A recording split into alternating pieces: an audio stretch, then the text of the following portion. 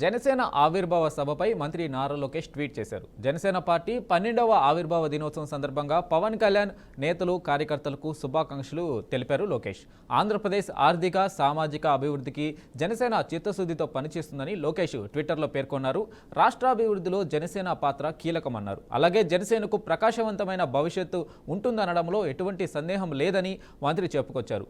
సాధించిన విజయాలు స్మరించుకుందామని, భవిష్యత్తుకు మార్గనిర్దేశం చేసుకుందామని అంటూనే జయకేతనం అని మంత్రి నారా లోకేష్ తెలియజేశారు.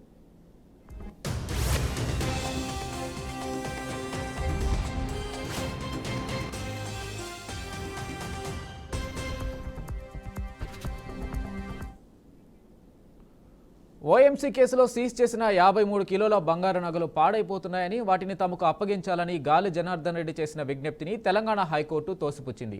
నగదు 5 కోట్ల రూపాయల విలువైన బాండ్లను కూడా విడుదల చేయాలని గాలి జనార్దన్ రెడ్డి, ఆయన కుమార్తె బ్రాహ్మణి, కుమారుడు కిరీటి రెడ్డి దాఖలు చేసిన పిటిషన్లను హైకోర్టు కొట్టివేసింది. నగలు తుప్పుపట్టి విలువ తగ్గుతుందన్న గాలి వాదనను కోర్టు పరిగణలోకి తీసుకోలేదు. ఓఎంసీ కేసు విచారణ పూర్తయిన తర్వాతే వాటిపై హక్కులు ఎవరికి చెందుతాయన్నది నిర్ణయిస్తామని స్పష్టం చేసింది.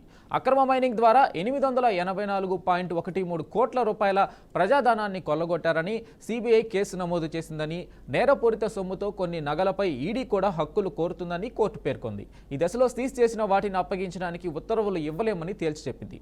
ఓఎంసీ కేసు విచారణ పూర్తయిన తర్వాత నగలను సొమ్మును తిరిగి తీసుకోవడానికి దరఖాస్తు చేసుకోవచ్చని హైకోర్టు తెలిపింది. ఇక కోర్టు తీర్పుతో గాలి జనార్దన్ రెడ్డి కుటుంబం తీవ్ర నిరాశకు గురైంది.